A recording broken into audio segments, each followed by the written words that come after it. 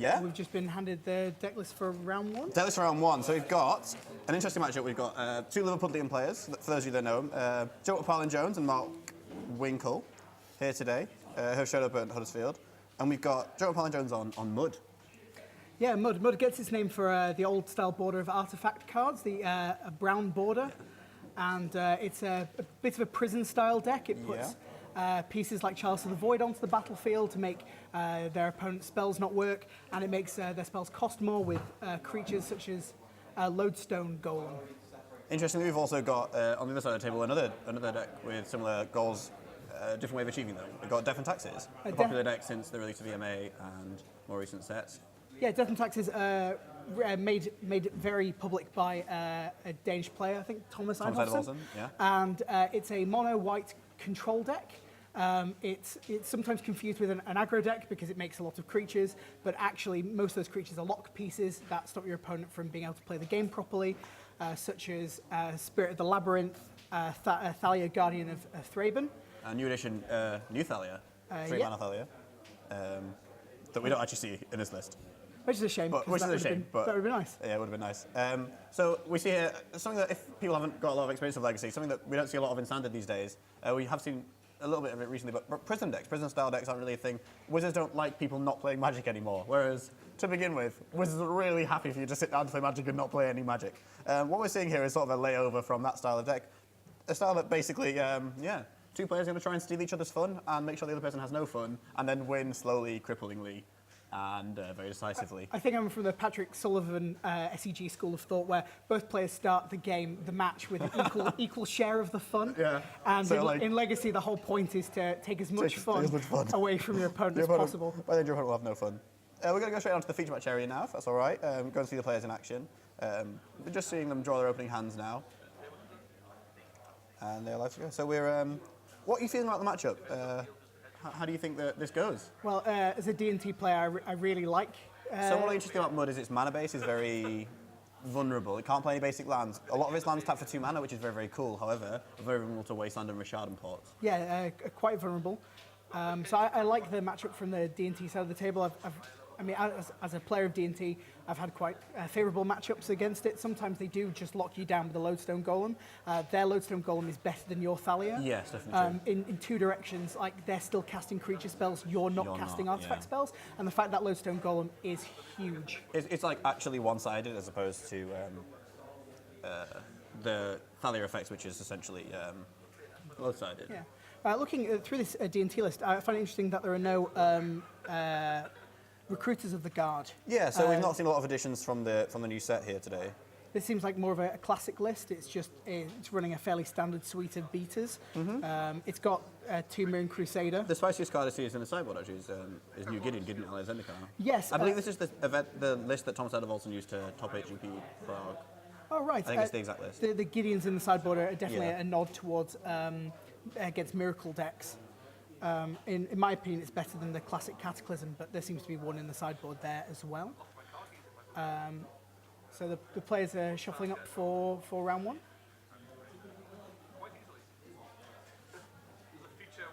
Interestingly, both these players Liverpudlian will have played against each other before. Good friends, I would imagine. Mark Winckle, level 2 judge. Joe McParlin Jones, known spoilerizer. Hopefully the players will have a good bit of banter and we'll have a lovely match to watch here. Looking at Joe's list now, we've talked a little bit about Mark's list. Looking at Joe's list, I'll just spin them mad. A lot of big splashy cards that players used to seeing in Commander, not really in Legacy. Blight, Steel Colossus, Endbringer, Ugin, Spirit Dragon. Yeah. These are big splashy cards and not necessarily conforming to the whole 1, 2, 3 convert mana cost or less cards from Legacy generally. Well, it's one of the draws about Mud is that it can create very large haymakers very quickly in the game. There's 4 Wormcoil Engine in the list. That's going to be particularly hard for most decks to get rid of. The premium removal in Legacy tends to be Lightning Bolt, which can't really do much to it. Abrupt Decay, which can't do anything to it. And the only one that really still works is Source of Plowshares, which actually Mark has 4 of in his deck. Interestingly, Joe's list actually a little bit weak. Well, Mud generally a little bit weak to Source of Plowshares. It's the best removal spell against it. That's definitely true. It does, however, play Chalice of the Void. Chalice of the Void on 1, a very popular way of Mud to lock the game up early on.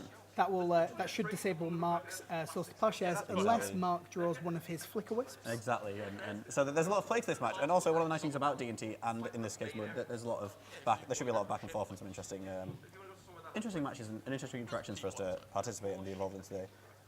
Looking more deeply at Joe's list, the way it generates a lot of mana is using the Soul Lands, using Cloud Post, Glimmer Post Engine, and like Grim Monolith and mana artifacts, as well as Metal Worker to generate all this mana for these huge creatures. Also got the cheat engine of Cadothra Forge Master, which brings rise to the big cards like Blightsteel Colossus and Platinum Imperion.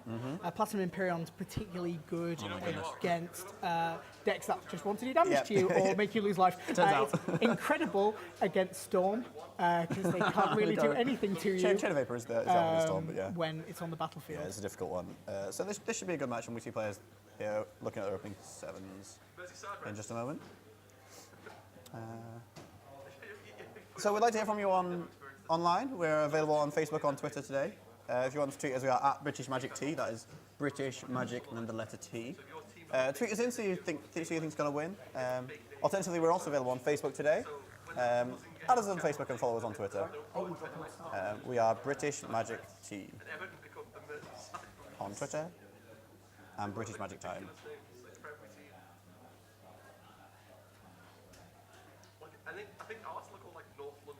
So if you've got any questions for us, Alex Gershaw and I will be in the booth all through round 1. And if you want to send us questions to the British Magic Time Facebook page, I have it open in front of me.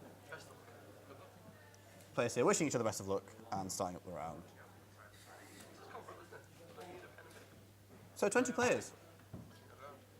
Yeah, I'm kind of happy with the turnout. The issue is that there are so many events every single weekend, especially in the powerhouse that is the North. Yes. Actually, this weekend we kind of clash with a Southern WMCQ. Right.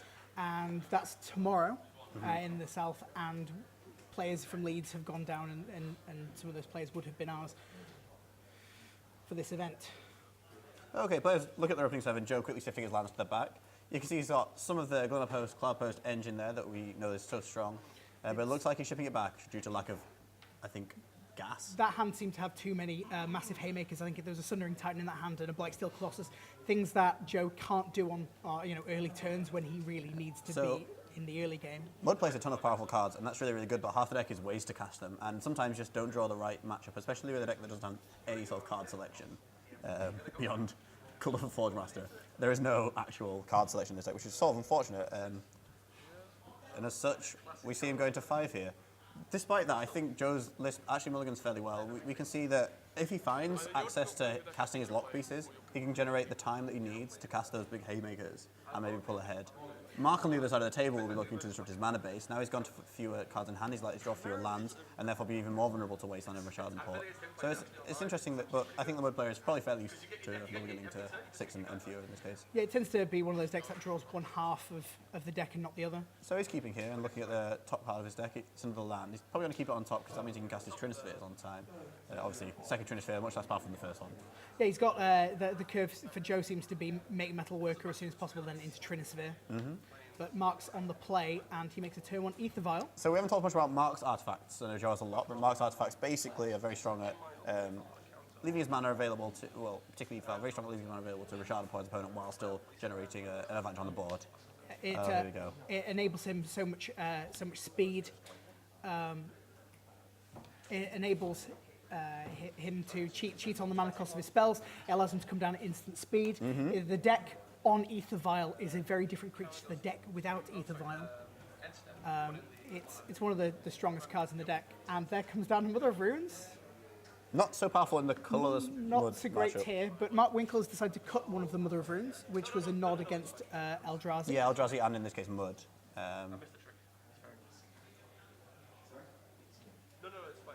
Okay, just some argument of whether or not he missed the foul trigger, but we'll see how it goes.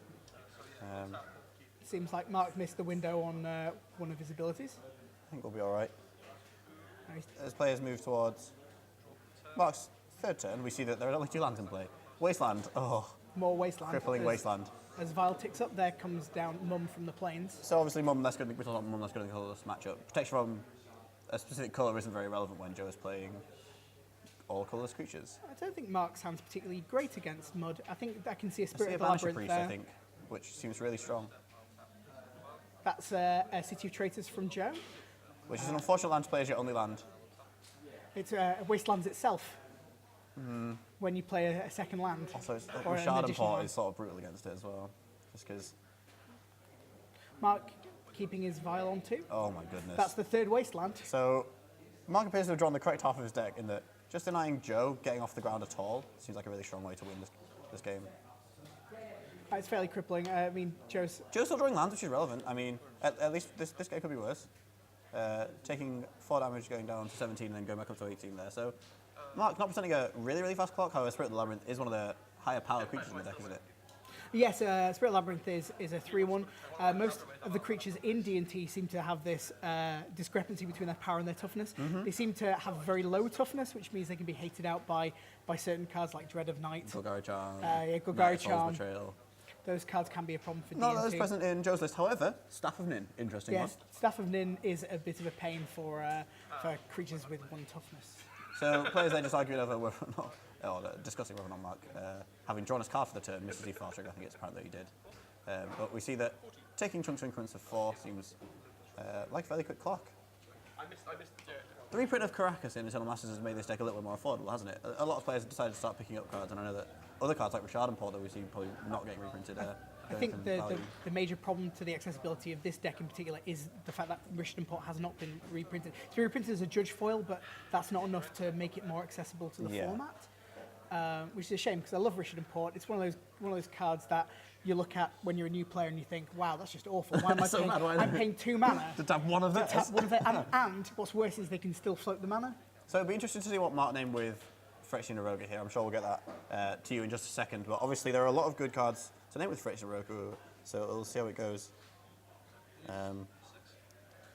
So now the clock's sped up a bit. It's now 6 damage a turn instead of 4. He's named Grim Monolith on Phyrexian Aroga. A strong name. Obviously it's one of Joe's ways to speed up aspects. So Stoneforge Mystic has come down. Stoneforge Mystic is part of this weapons package that DnT has. I can see from Mark's It's list got Uma's Avagite, Sword of Fire and Ice, and Bath Skull. that seems to be the 3 that I'd generally take into battle with me. It's looking like Mark will go for the Bath Skull. That seems like a reasonable choice. Getting as much power on the table as possible right now is good, and I think if I look to think if he can activate his Mother Ruins, he's got a 2-turn clock, which is difficult for Joe to beat. And Joe picking as you up. can see, he scooped up his cards. The triple waste on there, pretty strong from Mark. We did talk about how there's lots of interesting interactions with this matchup. One of them is Wasteland and Cloud Post. So as we saw there, Mark definitely took the majority of the fun in that game. He definitely did. Joe had no fun. His Glimmer Post got to get him alive twice. That was the most fun he had. So we go to sideboarding. We go to sideboarding. So what do you think Joe will bring in, or what do you think he'll take out? Well, we should talk about Joe first because of how difficult that match has seemed for him to get off the ground. And Ratchet Bomb's a popular choice for colourless decks to have removal. I think Ratchet Bomb's definitely a good Bomb on 2, choice. 3 and 1 here is very good against Death and Taxes. We've also got the card Warping Mail. We talked about how Death and Taxes creatures often have 1 toughness or 1 power. Yeah, that will kill most things that I'll go so far as to say most of the relevant things, yes. I also like to look at the Staff of Nin, and even if you can stretch the Crucible of Worlds. Yeah, I think Crucible World's definitely coming in, definitely. We saw how last game he just wanted to play lands and didn't quite get the... I think some of the weakness, some of the weaker cards in this matchup are, say, Chalice of the Void. Chalice of the Void. It's very good at protecting your threat from Swords to Plowshares, but I don't think it's particularly good enough. I think Joe can shave some of the top end. Honestly, locking the DnT player out of the game with cards like Ratchet Bomb and Staff of Nin means that cards like Blightsteel, Colossus and Platinum Emporium become less relevant. I don't know if Joe wants to go for the cheeky combo win. We should also talk about the fact that in Joe's main deck there is the infinite mana combo of Metalworker plus 3 artifacts in hand plus Staff of Domination, where you would take Metalworker and make essentially infinite mana, draw infinite cards. And gain infinite life. Yeah, win. Win the game. It's a very, very short step from infinite mana, infinite cards to winning the game. I don't know how much he requires to have all these big haymakers when against DnT it's just resolving one that's important. We'll see how he goes. It'll be really interesting to see what he does. I think you can definitely put the Platinum Imperium here, maybe? Yeah, Platinum Empyrean. Perhaps Sundering Titan, as his opponent is only playing basic planes. I don't know how effective the Trinispheres are either against Ether Vial, DnT. after it's resolved, is a very easy way of getting around that 3-mana lock piece. Yeah. So there's plenty of stuff that Joe can both remove and bring in this matchup. On the other side of the table, Mark Winckle, who won last round. He must be feeling pretty good about his chances, obviously. If he draws Triple Wasteland again, he'll probably win. I think the Council of Judgments have to come in here. Path to Exile's good. Path to Exile's very good, yeah. Although we saw that it depends if Joe leaves to tell someone. We'll see how it goes. Pithy Needle's good here as well. Interestingly, a lot of these cards are clearly in the sideboard for Eldrazi, and Joe has brought Mud to the table and is weak against those cards as well.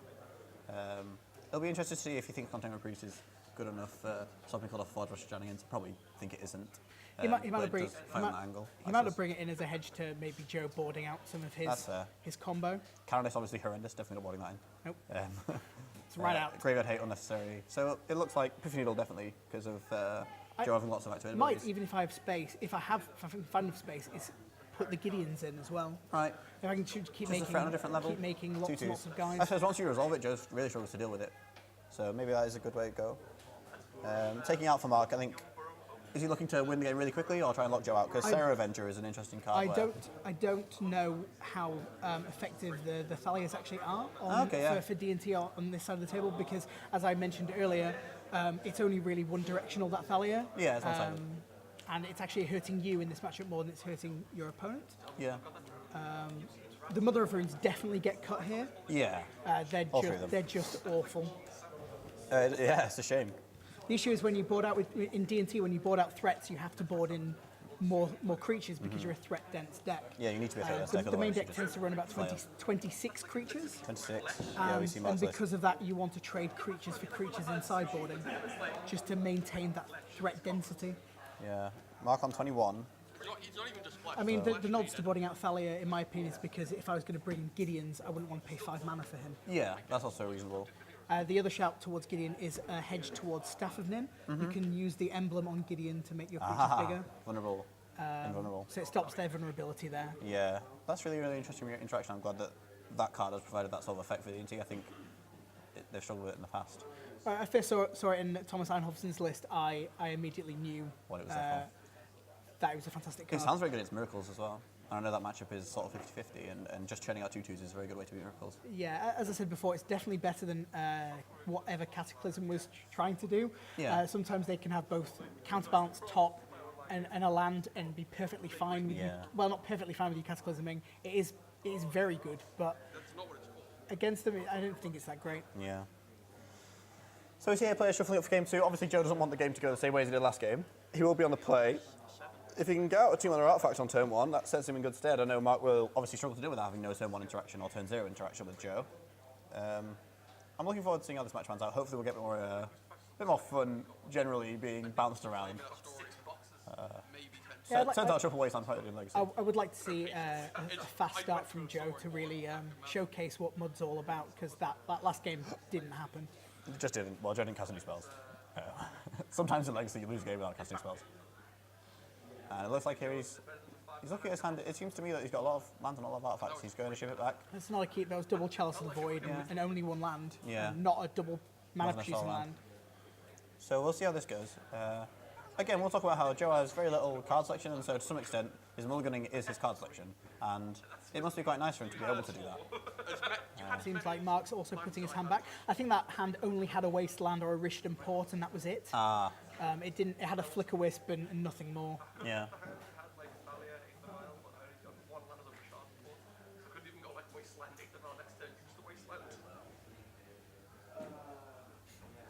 We're getting some love in the chat, so thank you very much for those of you that are watching. It's nice to see that we're fulfilling all of your needs appropriately.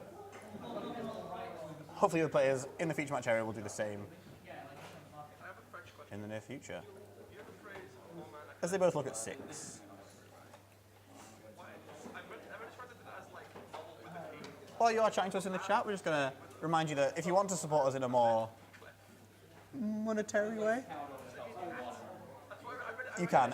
We've updated our Patreon page so that all of the stuff there is relevant and available. Definitely give it a read, even if you don't necessarily feel like you need to donate. But we would love your time and support, and one part of the reason we can do this is because of those donations. So we should give a shout out to all of our Patreon subscribers so far. Those guys. I know I Patreon. Yeah, I Patreon. Yeah, those people are good guys. All those Patreon supporters are good guys. And we're looking forward to be able to reward those people as well in the future. Players look at 6. So in Joe's hand, I think that's an Ancient Tomb and a Glimmer Post, so I think he's set up for mana. That looks like a double Caracas from Matt Winckle. That does weaken the hand slightly. Well, I mean, your Crackers becomes a terrible city of traitors. Yep. With utility, so not They terrible. seem to be both keeping because they're both scrying. We'll see how this goes. I mean, oh, actually, Winckle has an Aether Violin. I think that's what probably tips it over the edge. I agree. Yeah, that should be good. And Joe goes Cloud Post go. For those of you that aren't familiar with Legacy, obviously you hear these sob stories about turn one wins. Not a lot of that here. Tap land go. Joe goes up to 22 off his 22, Glimmer and Post. it looks like he has 3 mana available, but is choosing not to cast any spells. I think Joe's got Staff of Nin in hand. I think he just flashed that to us. I think Mark was bluffing the Dryad Arbor. You can tap when you tap Aether Vial, you put a creature with converted mana cost of the number of counters on the vial onto the battlefield. You can tap and activate the ability at any time. At any time. So I've seen players bluff that they have a 2-drop in hand. Their opponent goes to cleak them Or stifle them. or stifle them, and nothing happens. Yeah.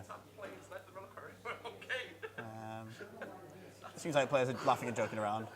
I think Mark Winckle drew a second vial, and here it comes. Yeah. We hope he one draws some threats. One vial good, 2 vials better. Do you think? Even against Mud? Sometimes it's really useful to, well, especially against Mud if he plays locked pieces, but it seems like Joe hasn't here, so they're significantly weaker than they would normally be, Noticeably, Joe has 5 mana on turn 3. and hasn't done anything with it. He did roll to 6. Having 2 vials out means you can set one on 2, set one on 3, Yeah. and that's More utility. quite useful. Yeah. Mark Winkler drawing mana sources underneath vials. I mean, Seems to me. He's got Flicker Wisp and Mirren Crusader in his hand. Mirren Crusader. It might be time to start the beatdown. Ah, interesting.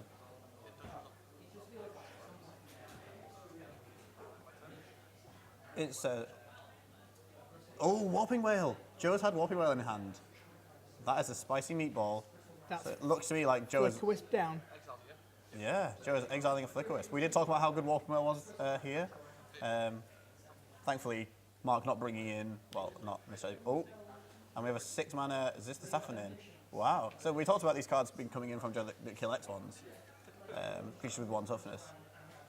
Seems like they're pretty good here. I think that might have been a waste of a Warping Whale. Do you think? I mean, he could hold it up and use it to kill a Stoneforge Mystic that he can't kill with the Staff of Nin. Yeah. So it might be good to hold that back. Mark Winkler has drawn Soul Splashes, and Joe is pinging him. I agree. Flickers could quickly have been killed by Saffonin. However, if you're looking at it off Warping Whale thinking, I'm never going to cast this if I resolve threats on turns, like, now see if we're tapping out every turn from now on. He's left in the Platinum Emporium, and actually it seems pretty strong. Yeah, I think It stopping. is going to eat a plow, Yeah. but it's still an 8/8. Oh, and he's, taking lots of damage from Ancient Tombs, Yeah. He loses that before the Empyrean enters the battlefield. unfortunately. Players just discussing life totals. Yep. Joe with very nice hands. We should discuss his hands. So, almost fully foil mud deck there. I thought you said we should discuss his hands. His hands. Very nice hands. Nice hands.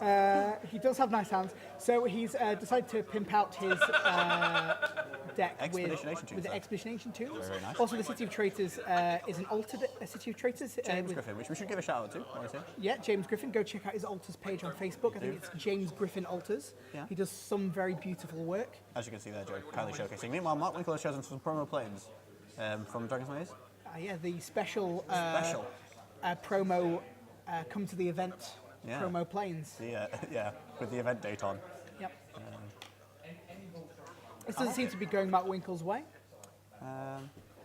It also doesn't help that Joe is drawing 2 cards a turn. Yeah, see how this is going. There comes a Wormquill engine, which eats another plough. So Soul Splash is pretty strong against these DnT starts. And we did talk about Chalice of the Void being a way to stop that. Do you think maybe, looking back, that card is strong in this matchup now? I still don't like it in this He matchup. has 6 plows now after board, but I mean, Joe doesn't know that. But It might be a hedge to keep a couple in. If you've got the space to keep them in, you probably can do. You definitely have worse cards in the main, I think. that's fair. So Joe's drawing 2 cards a turn now with Saffonin, and Mark Winkle not got a lot of threat on the board.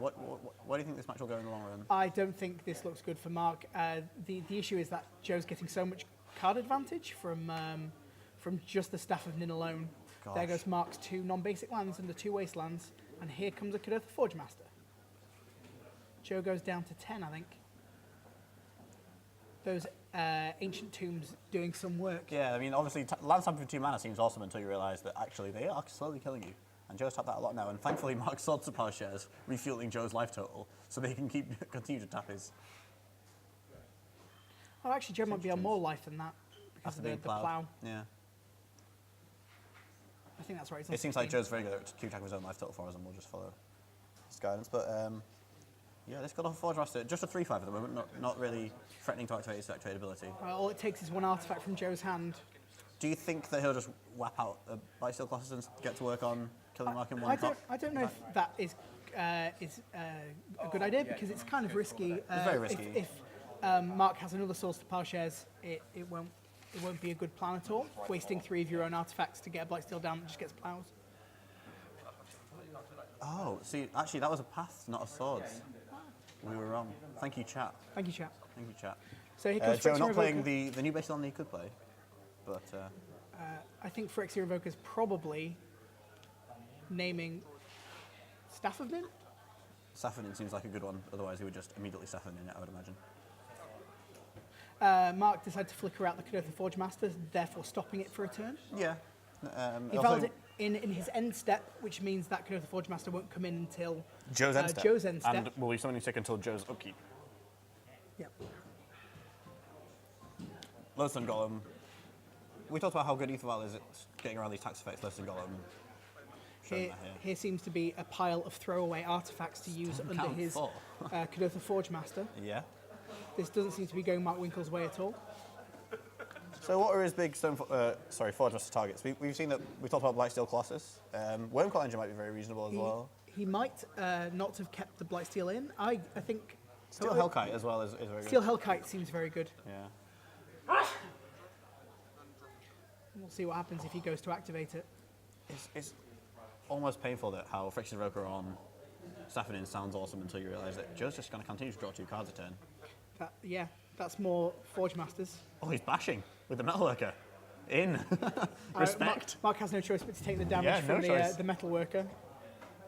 He'd want to block, but that 1 toughness on that Revoker is just No, I love turning too that flimsy. sideways. I really respect that. We'll see if Joe goes to activate the Cadotha Forge Master at One the end would of the turn. assume that we're turning this into a Steel Hellkite, I believe. Oh no, he's not blocking. We'll see how this goes. It would appear that Mark left Mother of Runes is in. Okay. I mean, we talked about how you need threats. It might be just that Mark wants to attack with 1/1. It's possible that he's also realising his mistake as he laughs loudly into the microphone we have down in the feature match area. This seems like an activation from Cadotha Forge Master. He's going to sack 3 artifacts and search his library for another artifact. It means that Joe gets to play 1 of Silver Bullets, and in this case, the Steel Hellkite coming out. So Steel Hellkite, once it hits Mark, the activated ability on it will become available to Joe. He can pay X mana once in the turn that he hits Mark, and he can destroy all permanents with all non-land permanents with converted mana cost X. It is a one-sided, player-specific Pernicious Deed, Yeah. and it is very powerful against the 1, 2, and 3 convert mana cost cards in Legacy. We see 2 Steel Hellkites in his sideboard, a popular choice from Wood players.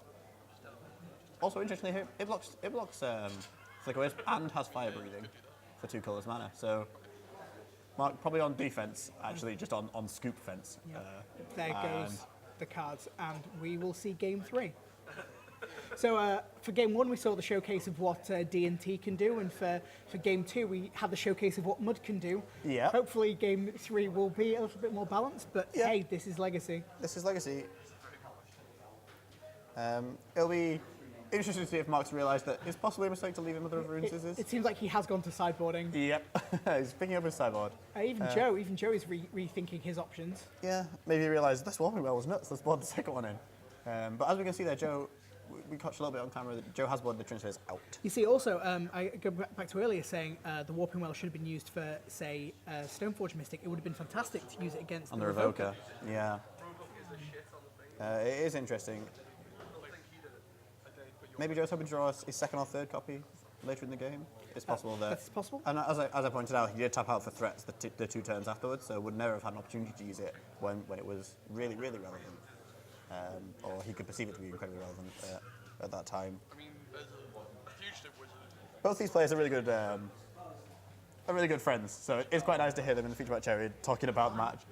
I actually think Mark Winckle's weighing up his options for Containment Priest in this matchup, but Just a little bit. We saw the power of God off Forge Master there. the reason why I don't like it is that it turns off your Ether Vials while trying to turn off very few of your opponent's I would assume that the cards. problem that you have is that Joe can choose any artifact, and so when Mark flashes in his Containment Priest, Joe can just go and get Stafford in, which is quite annoying, I would imagine.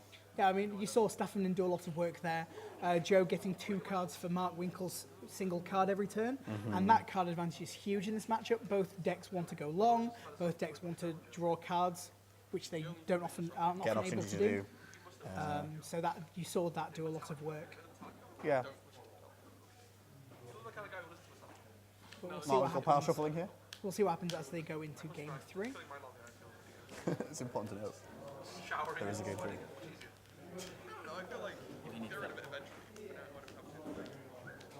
So,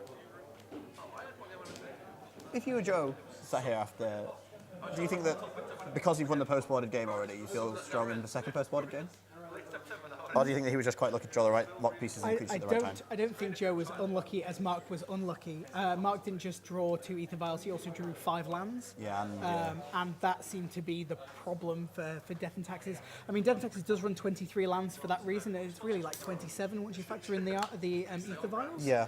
So yes, you can draw a lot of mana, and sometimes you draw that side of the deck and only that part of the deck, and it feels really awful. Yeah. I've also had games go long where I've had the Wastelands and the Richard Ports and felt like a king because my opponent can't do anything. Yeah. So it can really be a mixed bag with DnT, especially because you've got no way to filter your draws. Sadly, DnT isn't a blue deck; it doesn't have access to Brainstorm. Yeah, we should also point out, for those that aren't familiar with Legacy, this is a non-blue matchup that is quite exciting and interesting to watch. Yeah, neither of these decks have access to that kind of. OP card selection. Yeah, Brainstorm and Ponder do significant work in this format to make sure that players can play what they want on the turns they want. After putting some time and effort into setting up those draws. Both these decks choosing not to go that route and instead gonna just draw powerful cards all day long. I sometimes like to think that because you're not playing cards like Brainstorm and Ponder, you have access to more. Well, There's you're access more- to the Chalice of the Void. There's more slots in your Thalia. deck list for other things like threats. Yeah. So you're not just sat there cantripping every turn while your opponent Yeah. beats you to death. You like to think that you'll be the one beating Bill to death. But when it comes down to it, cards like Brainstorm and Ponder do actually help significantly against the aggro decks. So, one thing we should talk about is that the Eldrazi Menace coming to Legacy. Joe's playing Mudhead, playing colourless aggro before, without any of the Eldrazi, well actually with 2 Endbringer, but I've spoken to Joe. He really detests the Eldrazi. He absolutely despises them. He's definitely the kind of guy who would stick to his guns and play artifacts all day. Yeah, he is, and that's nice. I do think that one of the things that it's done is made a prison deck in the format that's very, very good, very top tier, very powerful. A stompy deck, one would say. Yeah, it's good to have a stompy deck that is tier 1 competitive. Yeah, it does mean, however, and Roebuck, our third commentator that you'll speak to today and see today, will attest to this, that it has cornered the market on stompy decks. It is the stompy deck now, whereas before we saw lots of different colours and shades stompy. We saw Sylvan Plug, we saw mono red stompy, we saw goblin so stompy, we saw mono white stompy, we saw different mono blue flavours. sea stompy. Different flavours of mono red stompy And- with yeah. both goblin stompy and werewolf stompy and dragon stompy. And dragon, jeez, yeah. Yeah, dragon stompy. Yeah, The dragon original stompy. The original stompy. Well, see, I think it was Was sea Sea Stompy stompy the the first original one? stompy, yeah. We're gonna have to look that up. We'll have to look. We'll get back to you with that. Could somebody in the chat In the just, chat, someone in the chat. just look that up? Find the first stompy deck. So here we go, players. Starting off with a Grim Monolith for Joe. So Joe's getting out his mana acceleration as early as possible. Meanwhile, Mark Winckle is leaning heavily on a Caracas. So Caracas, interesting card, good against combo, good for bouncing your own Thalias. Yeah, fantastic. It's one of the better cards against miracles when they try and plow. Terminus. When they toss Pasha as your Thalia, you just return it to your hand. When they try and Terminus, you can also return it to your hand. DnT can play a wide range of legendary creatures. Mark has a Brimaz King of Orescus Yeah, a bit of in his a deck list. bit of an interesting shout out to the fact that you can bounce it with Caracas. So here, Joe, getting his Soulland Wastelanded, but okay. That's, It seems like the players are trading off resources here. Joe had 5 mana on turn 2. It could have been 7 if the Wasteland didn't hit. But that's a turn 2 plow from Mark Winckle to get rid of that Kadotha Forge Master. Yeah. Obviously, Joe once again neglecting to search his library for a basic. You can play basic waste now in this deck, but I don't think it's that powerful. Here comes a Stoneforge Mystic. It seems like this is Mark joking about how the fact that Joe's got a lot of interaction at this point. Might probably go for Battle Skull here just to try and increase the clock as fast as possible. One of Joe's outs in this situation is Metalworker, and Umezawa's Jitte is a good answer to Metalworker. So we'll see how he goes. He goes Sword of Fire and Ice, which is actually a good answer to Metalworker. I sometimes heavily favour the Sword of Fire and Ice to the Battle Skull. I like drawing extra cards in this matchup. It's incredible. Yeah. It does so much work, and actually, in some cases, it's a much faster clock than Battle Skull is, because next turn, if he had Battle Skull, he'd have to play the Battle Skull, and then he can't equip it. Whereas next turn, he can. It's the same speed clock. Yeah, same speed. Yeah, you can also attack for essentially 5 after the 2 damage shock on the Sword of Fire with the Stoneforge stick. Because you get through 1, 2, 3 from the sword, and an additional 4, 5 from Taking plus a 2, look plus at 2. Joe's hand, there's a Wasteland there. I think there's also a Phyrexian Revoker. That might be naming the Sword of Fire and Ice. Might be, who knows? But we'll see. You could also name... alternatively, you could just Wasteland his opponent off... No, Phyrexian Invoking. Now, it'll be interesting to see if he names Sword. You could name Stoneforge stick in case Mark has the Bat Skull in hand. From my perspective, I wouldn't risk it. I'd probably name the sword. Okay. But actually, him fetching Sword of Fire and Ice might be indicative of the fact that he's already got Battle Skull in hand. Yeah. Joe can also hope he hasn't got the second line for Stoneforge. And that way... Sorry, the second line to equip, so that way naming Battle Skull would be... No. We'll see how this goes. I think Joe might have named Stoneforge stick, and Mark Winckle has drawn is one of Mishra's Factory. I've decided to stop running Mishra's Factory in my list. I think the fact that so many of the creatures in DnT now have double white in their cost. I'm thinking of Sanctum Prelate, which Yes. Mark isn't running today. The 3 mana 2/2 Alicent Void. that turns love that name. turns off non-creature spells of a number that you choose converted mana cost. Yes. She's double white, and because of that, I'm not a big fan. So we see here Joe named Stoneforge Mystic, and then his opponent did have a second piece of equipment in hand. He's wastelanded off his second mana source, and we've seen players here trade off wastelands fairly aggressively. Mark Winckle attacks with a... Mark trying to trade with the Phyrexian Revoker. I think you just let us go and start attacking for 2. Yeah. However, Joe's mana base painting him might be an interesting reason to not do Both that. players are stuck on resources. I like this, So both players seem to have an equal share of the fun. but there isn't very much of the fun going to go around. Mark But taking 2 players there. are fun starved. Thankfully, this sort of like almost cripple fight, like their resources are crippled. Fighting over what little of the fun is left in this game is quite an amusing way to continue. All Mark needs to do is draw a land. Draw mana sources. Come on, mana sources. I mean, equipping that Umezawa's Jitte to that Stoneforge Mystic and getting in would be quite a big deal. It's fairly lethal at that point. Interestingly, the Umezawa's Jitte has its own activate abilities. Most equipment will give activate abilities to the creature that is equipped, however. Joe's drawn a lodestone. That seems quite big. It does. It's got 3 toughness as well. Also, Here comes we should the point land. out that Joe drew another wasteland. It is an It's extra a- wasteland, so you can't tell, but it's... so if Mark does draw a third land, and it isn't on basic, it'll be difficult for him to cast and equip. But luckily, Mark drew basic, so at least he has some options available. 9 basic planes in this. I think Mark has a source of plowshares in hand. It might be a plan to plough the Lodestone Golem. Unless you want to get in with the Jit, it's a difficult one. The issue is getting with the Jit means that he'll probably end up trading the counters off the Jit and the Stoneforge Mystic for that Lodestone Golem. Rather than just- You do get to keep the plowshares in hand though, so that might be a line that Mark wants to Yeah, go down. and I think Joe has to block here if you equip Jit and attack. Because getting Mark's man off the field is important for him. Mark's thinking a lot. It looks like he has a Seraph Avenger there as well, which does increase the clock. Sarah Avenger would have been good there, but it costs 3 mana just the Lodestone Golem. Thank you very much. Tax effects OP. Joe gains some life. I think it's 2 from that Glimmer Post. And now all of his lands, apart from the Wasteland, well, he's got the Cloud Post that taps for 2, the Ancient Tomb that taps for 2. He's got 6 mana available. That's a lot of mana. Joe, interestingly, you're attacking with Lodestone Golem. That means that Mark is getting deathed and taxed. In a weird twist of fate. Here comes the Staff of Nin. And it looks like Mark has left up mana for this Source to Plowshares, but chosen not to fire it off immediately. I don't think I liked passing the turn there Oh, he's gonna... Okay. from Mark. Joe is reminding Mark that he's named. His name's Stoneforge on the Revoker. His players fumble around. Mark chooses to plough the Revoker. So Mark unlocking his Stoneforge Mystic.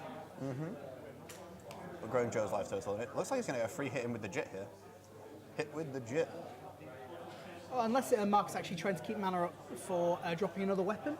Yeah, that's relevant. We know he has Sword of Fire and Ice in hand. I think that was the main reason for actually ploughing the Revoker as opposed to the Lodestone Golem. Yes. So yeah, Mark leaving up an activation of Stoneforge Mystic here. Sword of Fire and Ice. Interestingly, I saw the Affection Revoker that Mark drew for the turn. So he has the ability to neuter this Staff of Nin in the future as well. And while Joe's still drawing 2 cards a turn, which is very, very strong, there is a feature there where Mark can pull ahead out of this and maybe work to regain some of the fun. I think the turning point for this game was like Joe drawing a couple lands sooner than Mark did. Yeah. And then just making it even more. I can't get over the irony of the attacking with the Lodestone Golem against Death and Taxes. Oh, he might have Bat Skull. Wow, Yeah. he has the Bat Skull. And looks like they're trading. And Mark gaining for life. So, he's still in this game. Yeah. So I did say, didn't I? He might be fetching. Yeah, he actually fetched. Oh. He actually fetched Sword of Fire and Ice because he had the GT and the Bat Skull At in least hand. one of the two. Yeah, there's definitely. That Empyreon seems quite big. Yeah.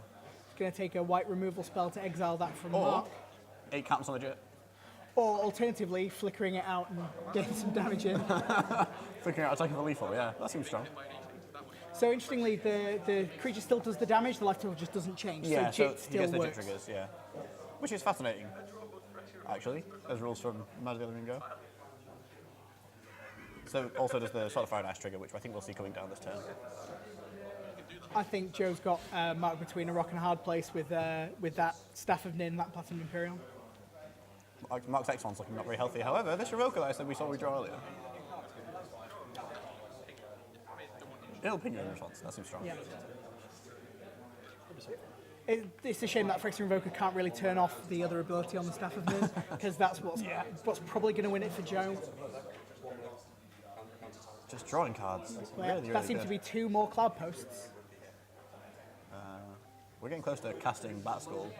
Sorry, casting Lightsteel. Ooh, this is an Endbringer, so this is the card of this matchup that's newest. If only Joe needed more cards, it seems like he's going to get his wish. Yeah. So Endbringer's got this lovely untap ability, untaps during your opponent's untap step, and then the 3 abilities on it are definitely all relevant. The top mode is deal 1 damage to target creature or player. The second mode down is colorless. Target creature can't attack or block this turn. And the bottom ability on it is double colorless tap, draw a card. All 3 modes very relevant in this matchup. Well, it seems to me that killing the Phyrexian Revoker as soon as possible so that we can get Staff inactive and draw more cards is actually... It seems like you've got double, at least 2 damage per turn to any of Mark's creatures. It probably signals the death knell to DnT. Yes, I think that's very true. The way Joe can play powerful cards like this is because of how